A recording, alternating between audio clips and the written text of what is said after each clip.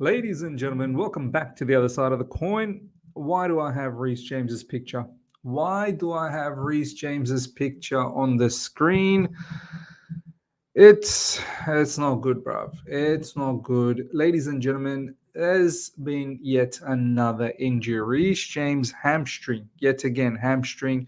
I don't know whether this is the one that was operated on. Whatever the case is, both his hamstrings are actually not good. Both of them had issues last season. I believe one of them got the surgery done. I don't think both of them got the surgery done not that long ago.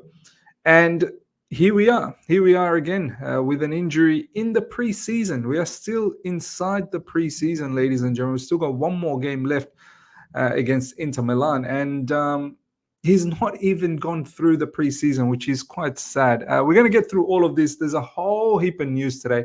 Do not go anywhere. You don't want to miss out on a single beat today because there's literally a whole heap of news to go through in regards to Chelsea news. So lots to talk about.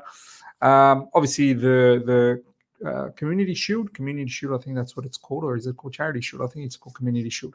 That took place earlier today. I didn't get to watch the match, but Manchester City has taken out that particular cup, and I believe 1-1 at full time, and then in the penalties, Manchester City won. So that's a little bit about that. Now, let's go through all the news. Obviously, we've got some really good news in regards to Pedro Neto as well. So we'll continue with some good flavor of news, of course. But first up, ladies and gentlemen, Reece James has suffered a new hamstring injury, although sources say it's minor. This is coming from Simon Johnson.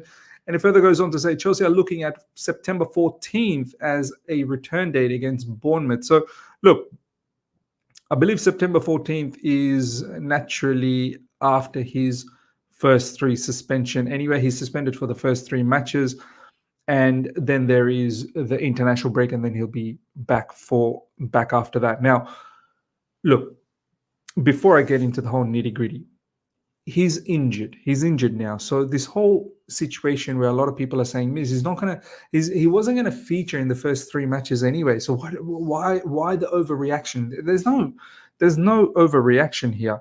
During his injury period right now, he's not going to be able to train.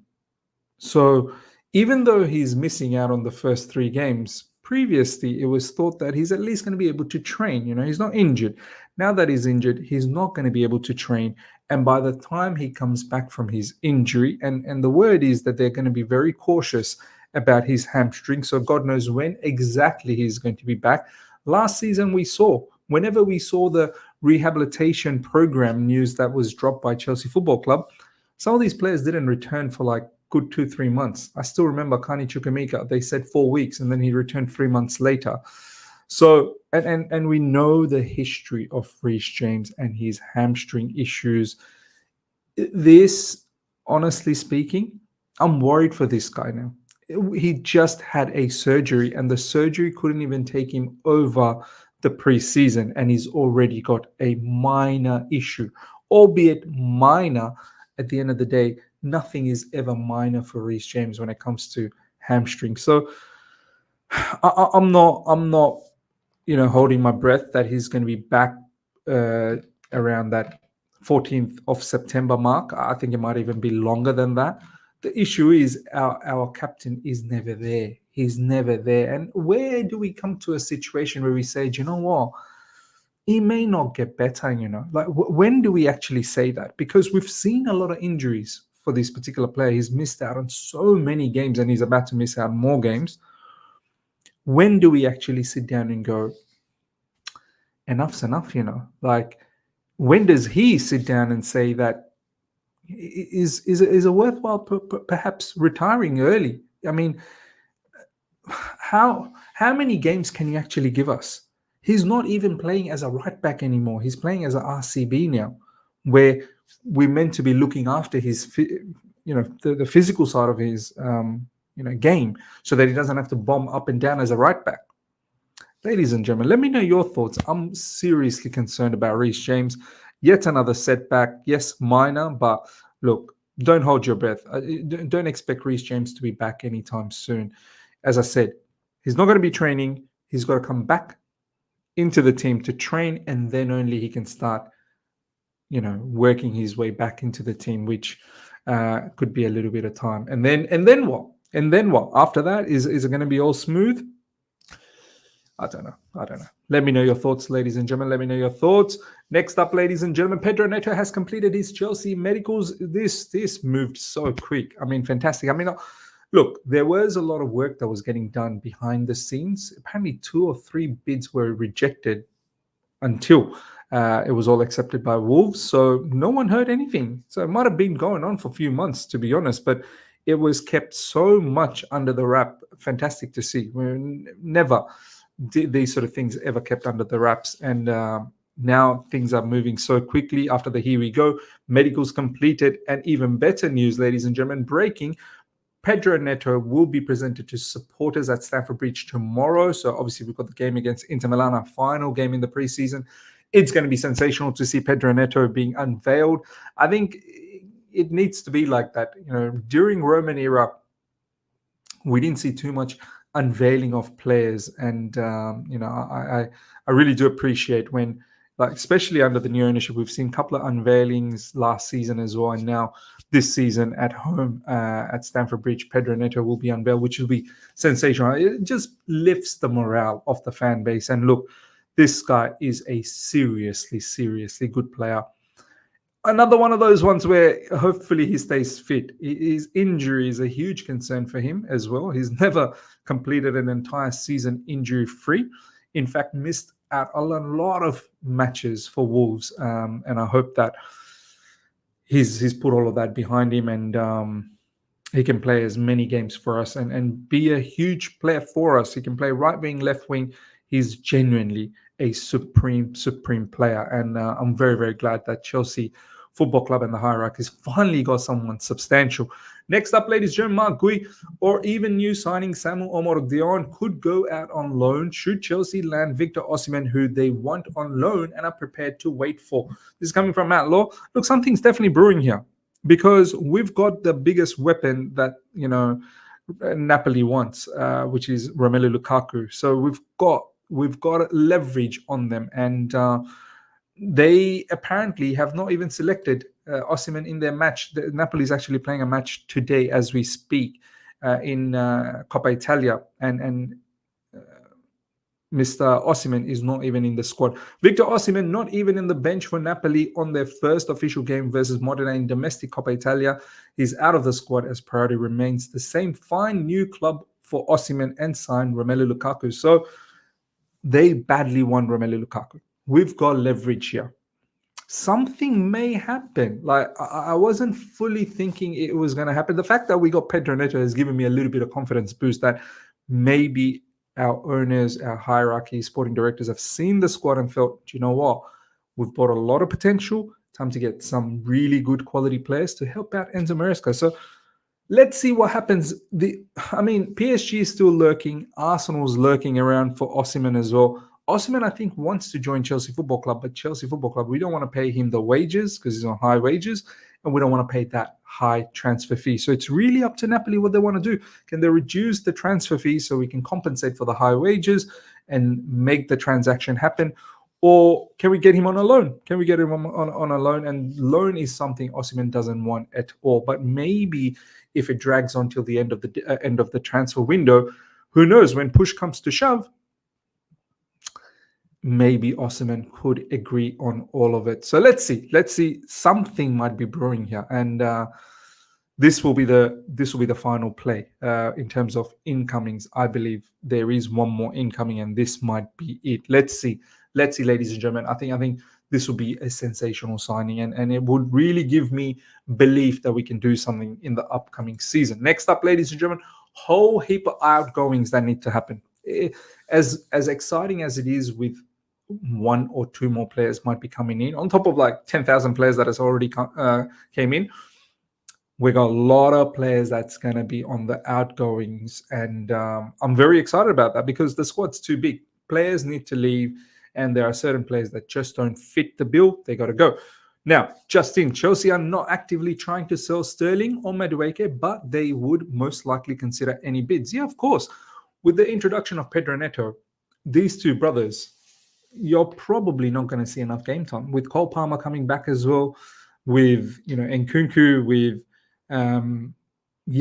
these type of players, and don't forget Nicholas Jackson as well can play in the wings. With these type of players, I don't see how Raheem Sterling and Madueke essentially gets that many minutes. Uh, Especially Raheem Sterling, because I do believe Pedro Neto will probably operate on the left side a lot. There will be games where he'll operate on the right side. So, yeah, I'm pretty certain that this particular news in regards to Raheem Sterling and Madueke, this is not too far fetched from Matt Law at all. If Chelsea get good bids for both of these players, we'll agree on it. Especially Madueke. Madueke, his wage is not that high. If we get a very good bid for him, and if he gets personal terms agreed with whoever, wherever he, wherever the transfer is coming from, I'm pretty sure he'll move on. But Raheem Sterling will be a tough one. He's already on high wages. He's not leaving anywhere until he's satisfied in terms of wages. So that will be a tough one in terms of Raheem Sterling. But Madueke, watch this space. Maybe a late drama coming up this particular transfer window. Now that we got Pedro Neto, honestly, those players, I think, are not going to get enough game time unless we think Pedro Neto is not going to be able to play, and he's potentially is going to get injured as well, and we need backups. That could be one of the things as well. Telegraph exclusive. A lot of people getting upset about this. Look, I'm now over it. I've shown my stance on this particular matter previously. Now I'm at a point where Chalobah, you need to go. So it's time for you to find a club ASAP. Why is it taking you so long? Telegraph exclusive. Trevor Chalobah has been barred from using the first team facilities at Cobham. This is coming from Matt Law. Of course he's going to be barred. Chelsea didn't even take you to the preseason. This is not something huge news for me. People are like, the disrespect. Yeah, I feel like it was a disrespect not taking him to the preseason and actually giving him an opportunity. I feel like he's one of our better defenders. But now I'm at a point where club's made a stance. The club has made a stance that you're not part of the future. And then this was going to bound to happen. These are the consequences. You're not part of the future. You're not going to be part of the first team facilities at Cobham. So you're going to have to train with the academy boys, and then find a club. The message is loud and clear. Find a club ASAP, Chalobah. There's not long left. The new season is upon us. So Trevor Chalobah now really needs to knuckle down, because there is no way coming back from this. If Chalobah thinks, I really want to fight for the Chelsea first team squad, it's not going to happen, my man, anymore. You need to move on. You need to find a club. And until you find a club, this is what's going to happen. You're going to get barred. You really will get barred from using the first team facilities. So for me, I can't get mad at Chelsea anymore, because the message has been delivered to you to move on. It's time for you to move on. Amanda Broya is also training with the youngsters. He's another one. Message has been loud and clear. Look at all the strikers we already got. Mark Gui, Samuel Mordion, and we are looking to go for Victor Osimhen. Brother, it's time to go. It's time to go. And if you're not going, it's on you. It's on you. There is also the issue of Ben Chilwell. Maresca has admitted does not fit his profile of fullback, which means some high-profile players could not only miss out on a place in the team and matchday squad. So look, clear as daylight. Everyone can see the way Maresca plays. Ben Chilwell is a total misfit. And now it's up to him as well, along with Chalobah, along with Broya. It's up to Ben Chilwell to figure out, what does he want to do. Does he want to stick around at Chelsea Football Club? Sometimes you're not even going to be in the squad. So match days, you're just going to be sitting at home. Is that something that you want, Ben Chilwell? Or do you feel like, let's get in contact with your agent, let's find a club, and let's move on? But he's another one of those who's on very good wages at Chelsea Football Club and may not want to move. And the other factor is, looks like the vice captaincy is probably taken away from him too. So there's literally zero value in Ben Chilwell. And in terms of experience, yeah, sure, he is an experienced player, but he doesn't exude experience to me, to be honest. Like, he doesn't come across someone who's a bit of a mentor. Last season, I remember when we played against Liverpool in the Carabao Cup final, this guy wanted to start a fight with a kid from Liverpool. That doesn't show any level of maturity for me. So look, Ben Chilwell, ladies and gentlemen, is a massive misfit. Needs to move on. Another one, ladies and gentlemen, Carney Chukwuemeka may well be subject to of bids. Seen as a number 8 or number 10 in Maresca's system, he would face a considerable challenge with the likes of Palmer, Nkunku, Enzo Fernandez, and Dewsbury Hall ahead of him. And not only that, Andre Santos at Strasbourg, he will be back, and that's another player ahead of him as well, in my opinion. In midfield, Kani Chukwuemeka, another one, just not going to get game time.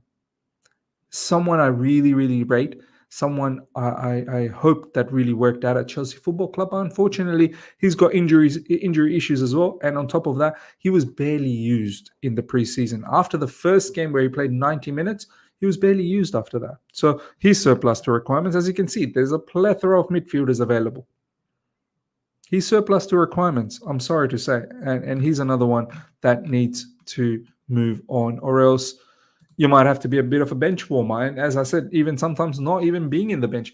Kani Chukwuemeka is Barcelona's plan A. If they end up signing a centre midfielder, they made contact with Chelsea and his agent before the US tour.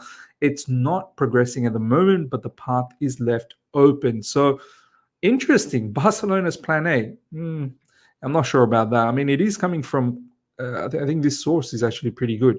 Let me just bring that up. Yeah, Tony Juan Marti. He's actually a pretty good source when it comes to Barcelona news. So look, let's see. Chukwuemeka to Barcelona. Wow, what a move that would be. If that is actually on the cards, Chukwuemeka should be all over it and go to Barcelona. Under Hansi Flick, could be quite interesting. And then hopefully Barcelona, don't be cheap, give us the right amount of money. Chelsea are currently looking to sell Bashir Humphries. Burnley and Leeds are showing most interest. So Bashir Humphries, who had a really good preseason last season under Pochettino. Then I believe he went to Swansea and his loan probably wasn't the greatest, but there's still obviously something about him. I still think he's a decent enough defender, but there's just no space at Chelsea Football Club. Simple as. There's simply no space, and it's pure profit. It's pure profit. It's another one of those academy players, and if we're able to sell to Burnley or Leeds, I'm pretty sure we can get somewhere around 10 to 15 million for this particular player, and that will be nice little bit of profit to go for our owners. So let's watch what happens there. Chelsea are planning to loan Diego Moreira to a club in England this season. If you guys don't remember, Diego Moreira, another one. I think we picked him up for free. And we've already made money out of him last season when he went on loan to Lyon, and we got 2 million in loan fee. So we've already made some profit out of Diego Moreira. They are looking for a solution on season loan, likely in the Championship. So go to the Championship, see if he can absolutely take over, just like Omari Hutchinson did, and hopefully we can cash in on him as well. I don't think he's got a Chelsea future, to be honest. Another one of those ones where, we're looking at profit. We're absolutely looking at profit. All right, let's see if there's any other latest news that has dropped since we started. No, that's it. Let's have a look if there's anything from PYS as well. Everything at the moment is in regards to Reece James. Obviously, there's some news in regards to Osimhen as well. But ladies and gentlemen, let me know your thoughts about everything we spoke about, especially in regards to Reece James. Where do you stand? Where do you stand in regards to Reece James with his latest injury? Smash the like button. If you're here for the first time, subscribe, hit the bell notification to stay in touch with all my content. Until next time, take care. See ya.